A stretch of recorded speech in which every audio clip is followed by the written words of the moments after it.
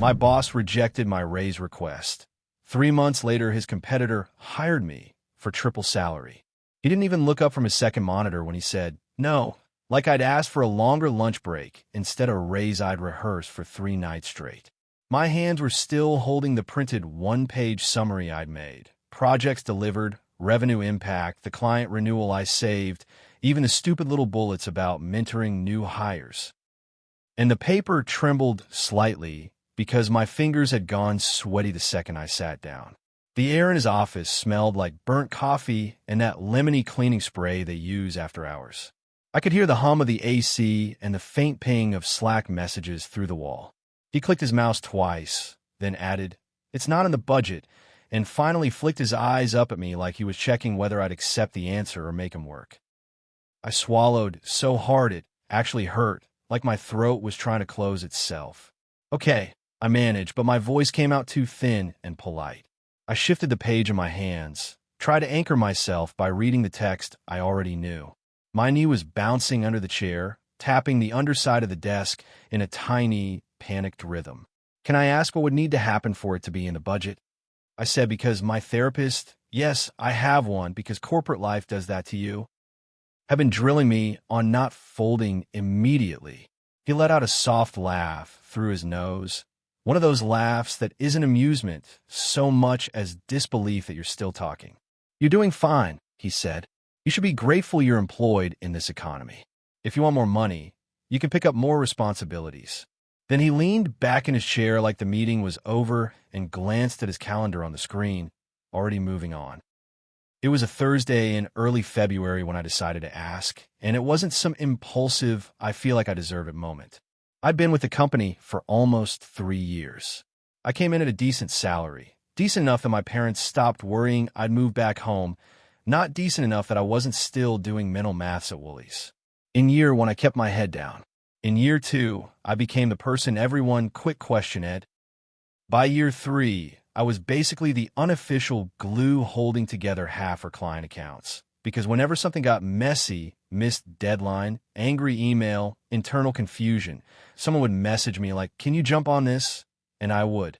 I wasn't perfect, but I was reliable in a way that turns into invisible labor fast. And my boss, Rick, loved invisible labor. It made him look calm. It made him look like a leader. It made him look like he had a strong team. The month before I asked for the raise, I'd fixed a problem that wasn't even mine. One of our account managers quit with 2 days' notice because Rick. A major client was threatening to walk. My boss was supposed to step in, but he was in meetings all day, which is corporate for I'm hiding. I spent a full weekend writing a salvage plan, coordinating with product, getting on calls, smoothing over bruised egos, and at the end of it, the client renewed for another year. Not because I'm magical, but because I answered questions, apologized like a human, and didn't treat them like a nuisance. The client emailed Rick and said, "We're staying because of her." Rick forwarded it to the leadership thread with a little trophy emoji and didn't even CC me. I found out because one of the guys in finance, who I'm friends with, screenshotted the thread and sent it to me with, "You deserve better than this place." I took that screenshot, my pay stubs, and a deep breath and built my case. I didn't go in asking for a crazy number. I asked for what would bring me closer to market rate. I had job postings saved. I had salary ranges. I had receipts. I even practiced in the mirror like a complete dork because I knew if I walked into Rick's office with any uncertainty, he'd smell it like blood. Rick's "not in the budget" line wasn't even new. He'd used on 2 other people I knew, both of whom ended up leaving. I just didn't expect him to be so casual about it. Like my months of work were a background noise he'd gotten used to. Like I was a subscription he could keep on the cheapest tier. I walked out of his office with my one-page summary still in my hand, and the hallway suddenly felt too bright. People were laughing near the kitchen area. Someone was heating up something that smelled like burnt popcorn. I nodded at a coworker on autopilot. My face felt hot, like I was embarrassed even though I hadn't done anything embarrassing. When I got back to my desk, I shoved the paper into a drawer so hard it bent at the corner. Then I sat very still with my hands on the keyboard, staring at my screen like if I opened an email, I might cry onto it. My friend Lena, who sat 2 desks over, rolled her chair quietly toward me like she could sense the emotional radiation. "How'd it go?" she whispered. I tried to smile. My mouth didn't cooperate properly. "He said no," I whispered back. Lena's eyebrows went up, not surprised, just disappointed. "What did he say?" I stared at my monitor. "He said I should be grateful I'm employed." Lena's expression shifted into this flat fury that made me feel less alone instantly. "Oh," she said, soft but sharp. "Okay, so he's insane." That night, I went home and did the most humiliating thing I've done as an adult. I opened my banking app and my expenses spreadsheet, and I tried to calculate how long I could survive if I quit without another job. Spoiler, not long. The idea of going back to my parents' house felt like eating glass. Not because they're evil, but because I worked so hard to get out of that "are you still applying" cycle, and I couldn't go back. So I didn't quit dramatically. I didn't slam a laptop shut. I didn't give Rick the satisfaction of me being emotional. I just updated my resume.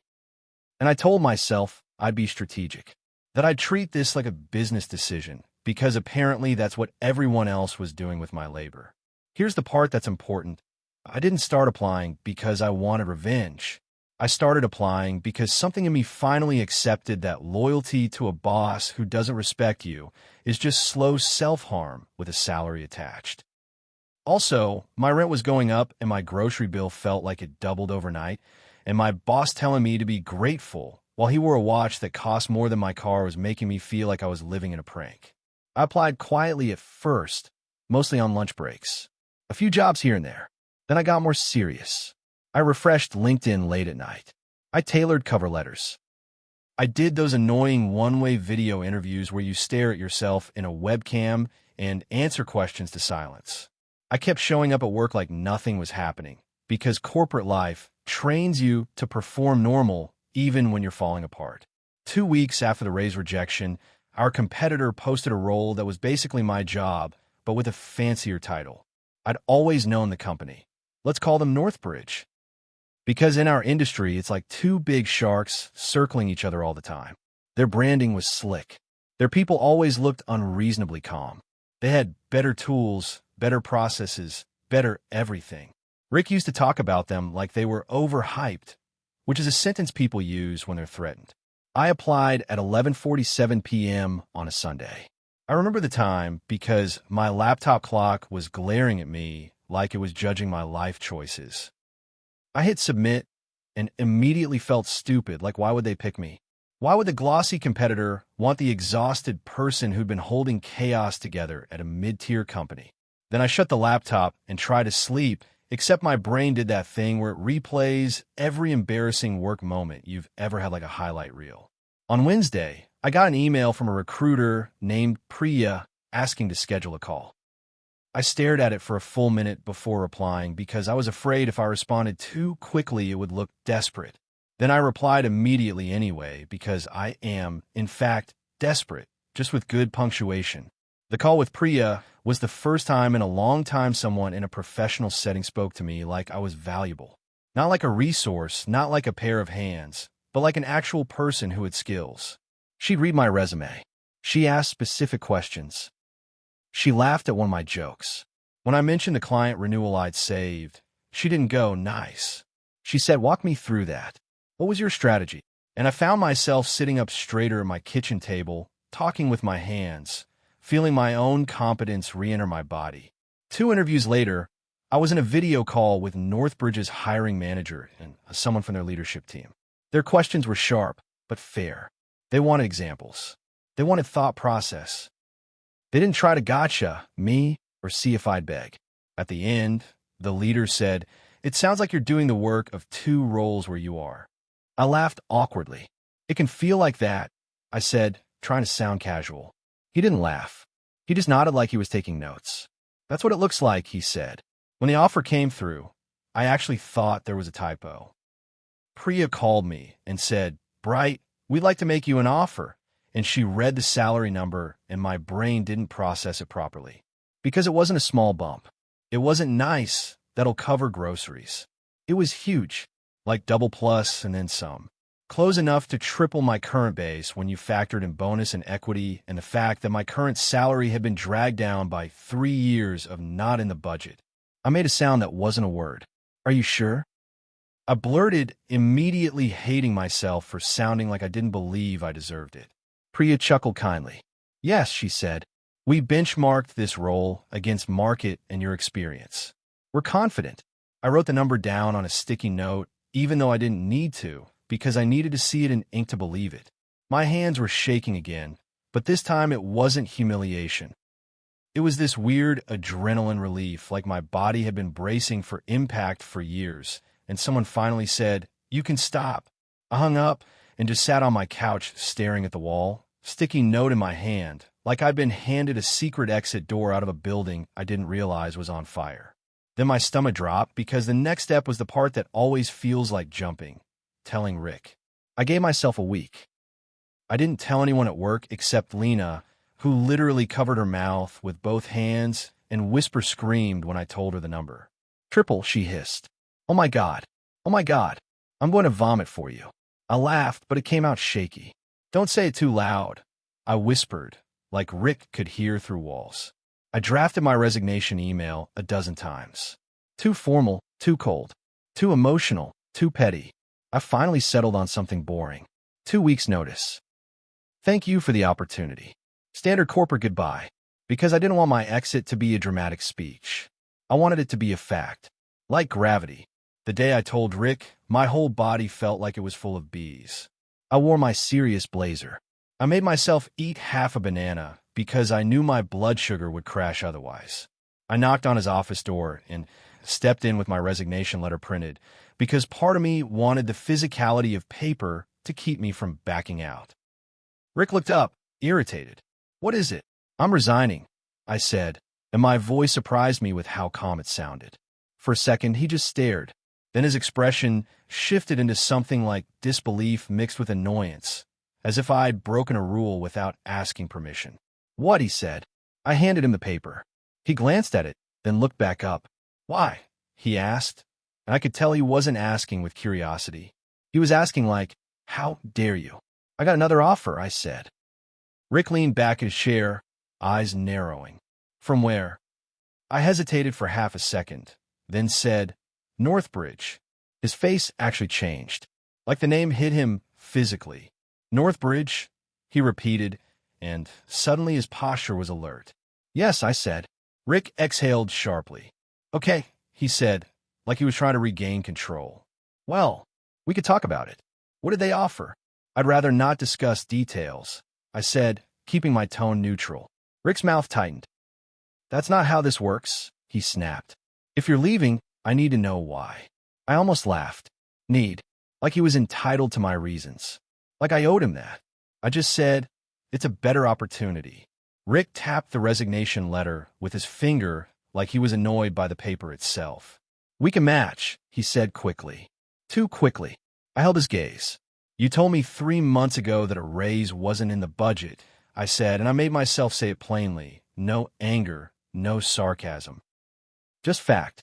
Rick's eyes flashed. That was different, he said immediately. Was it? I asked. He stared at me, and for a moment I saw something raw there. Panic. Because he realized I wasn't bluffing. I wasn't negotiating. I was leaving. How much? He demanded. I paused. Part of me wanted to tell him just to watch him choke on it. Another part of me didn't want to give him any more of my story. It's significantly higher, I said. Rick scoffed. Be realistic, he said, because that's his favorite way to make you feel small. They're not going to triple your salary. Don't be ridiculous. I smiled slightly, not because it was funny, but because it was so perfectly him. He couldn't imagine paying me more, so he assumed no one else could either. Okay, I said. My last day will be 2 weeks from Friday. Rick stared at me like he wanted to say something that would put me back in my place. Fine, he said. But don't expect a reference. I nodded. I'm okay with that. That threw him off. He blinked. Most people scramble when you threaten a reference. I didn't, because Northbridge had already checked my references. Because I'd already built a portfolio of work and relationships outside Rick's little kingdom. Because the moment you realize your boss's power is mostly performance, it stops working. The last 2 weeks in my old job were weird. Rick became sugary in public and icy in private. He called meetings just to watch me explain processes he should have known. He asked me to document everything, like I was a criminal leaving a crime scene. He tried to get Lena to transition my work even though Lena had her own work and Rick didn't care. He asked if I'd be willing to consult after I left. He said it like it was generous. I almost laughed again. He wouldn't give me a raise, but suddenly he wanted to pay me extra to do the same work once I was no longer trapped. The funniest, and by funny, I mean spiritually exhausting, part was the way people started treating me differently once it was known I'd been hired by Northbridge. People who'd ignored me suddenly wanted coffee. People who'd taken credit for my work suddenly called me a star. Rick's boss, who had never once said my name in a meeting, popped by my desk and said, "Heard you're going to Northbridge." Wow, that's big. Like he was congratulating himself for having employed someone desirable. On my second to last day, Rick called me into his office again. This time he actually offered counter. He slid a piece of paper across the desk with a new number written on it in pen like it was a prize. It was higher than my current salary, sure, but it was nowhere near the new offer. Not even close. It was the kind of bump that would have kept me quiet 6 months ago. "We can do this," he said, voice smooth now. "But you have to stay. We need you. You're a key part of the team." I stared at the paper, then at him. "Where was this 3 months ago?" I asked. Rick's jaw tightened. "I told you," he said, irritated again. "It wasn't in the budget. And now it is," I said. Rick leaned forward, eyes hard. "Don't be petty." Petty. That word again. It's always petty when you ask for fairness. It's never petty when they underpay you. "I'm not being petty," I said quietly. "I'm leaving." Rick's face shifted, and he did something I'd never seen him do. He tried to guilt me like a disappointed parent. "You're making a mistake," he said. "You're not going to be special there. Here, you're important." That landed in my chest in this weird way. Because it was true. I wouldn't be special at Northbridge. I would be one of many competent people. I would be expected to do my job and be paid fairly for it. And honestly, that sounded like peace. "Exactly," I said. "I don't want to be important because everything is broken. I want to be part of a team where things work." Rick stared at me like he couldn't understand that sentence. Like things work was an unrealistic fantasy. My first week at Northbridge felt like stepping into a parallel universe. There were onboarding documents that actually made sense. There were calendars that weren't chaos. There were meetings with agendas. People said, "Thanks," and meant it. When I asked a question, no one acted like I'd insulted them. My manager checked in and asked, "Is your workload manageable?" And I almost laughed because I didn't know bosses were allowed to care about that. The money hit my account the first pay cycle, and I did the most unglamorous thing. I paid off my credit card fully. I stared at the zero balance like it was a miracle. Then I transferred money into savings and felt my shoulders drop in a way they hadn't dropped in years. I didn't realize how much physical tension I'd been carrying until it started to release. I started sleeping through the night. I stopped waking up with that stress taste in my mouth. I didn't dread Sundays. 3 months after Rick rejected my raise request, I ran into him at an industry networking event. I didn't plan it. It was one of those big hotel function rooms with dry cheese platters and people wearing name tags like they were at summer camp. I was there with a couple of Northbridge colleagues. I had a drink in my hand, and I was laughing at something someone said when I looked up and saw Rick across the room. He looked smaller, not physically, but energetically. His suit was the same style as always, but it sat a bit stiffly. His smile was tight. He was talking to a group of people, but he kept glancing around like he was scanning for threats. His eyes landed on me, and his face froze for half a second before he recovered and walked over, determined smile plastered on. "Well," he said a little too loudly. "Look who it is." "Hi, Rick," I said, and I kept my voice polite. Not warm. Polite. He looked at the name tag on my blazer that said Northbridge, and his jaw tightened. "So you're really here," he said. "Yes," I replied. Rick forced a laugh. "How is it?" he asked, and I could tell he didn't want the answer. "It's good," I said simply. He stared at me, and then his eyes flicked to the people standing with me.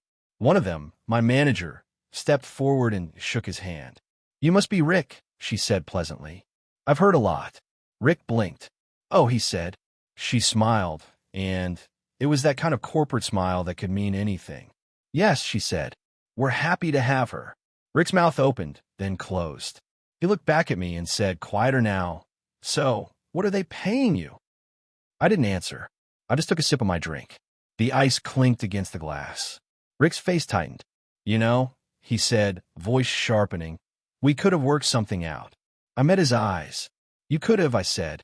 He flinched like I'd slapped him, which was almost funny, except it wasn't. Because it wasn't a slap. It was just reality. Rick's smile became brittle. Well, he said, good luck. Thanks, I said, and I meant it in the blandest way possible. He walked away, shoulders stiff, and I watched him rejoin his group like a man trying to pretend he hadn't just lost something important. On the drive home that night, I kept thinking about how close I'd been to believing him, how close I'd been to accepting not in the budget as a permanent truth instead of a choice he was making about my value. How much of my life I'd spent trying to be reasonable so other people wouldn't label me difficult.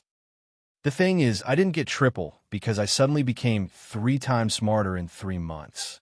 I didn't glow up into some unstoppable corporate superhero. I got triple because my old job had been underpaying me for years and I didn't have a language to call it what it was. I got triple because Northbridge priced the role properly. I got triple because I finally stopped asking someone who benefited from my silence to validate my worth. Sometimes I still feel this weird aftershock, like I'm waiting for the catch. Like someone will email and say, oops, sorry, we overpaid you by accident. And then my manager messages me, great job on that client call. And I remember, this is what it feels like when you're not constantly negotiating your right to exist at work. I wish I could tell you there was a neat moral. There isn't. Just this. If your boss laughs at your raise request and tells you to be grateful, believe them. Not that you should be grateful, but that they will never choose you unless they're forced. And the only force some people understand is you walking out the door.